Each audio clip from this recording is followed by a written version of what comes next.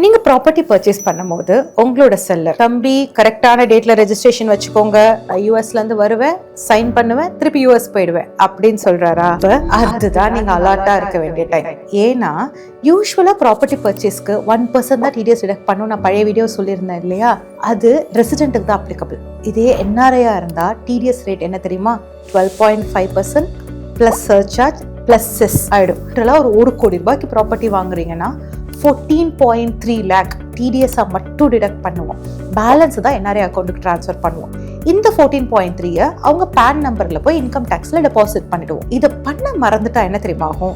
1 or 2 yearsல income டேக்ஸே உங்களுக்கு notice அமைச்சு, தம்பி நீ தானே பையர், உன்னோட லைபிலிட்டி தானே இது, அப்ப நீ என்ன பண்றேன்னா அந்த tax plus penalty plus interest எல்லாத்தையும் நீ கொடு அப்படின்னு உங்க வாசல்ல நிற்பாங்க. அதனால ப்ராப்பர்ட்டி பர்ச்சேஸ் பண்ணும்போது முதல்ல உங்க செல்லர் ரெசிடென்ட்டா நான் ரெசிடென்ட்டா செக் பண்ணிக்கோங்க.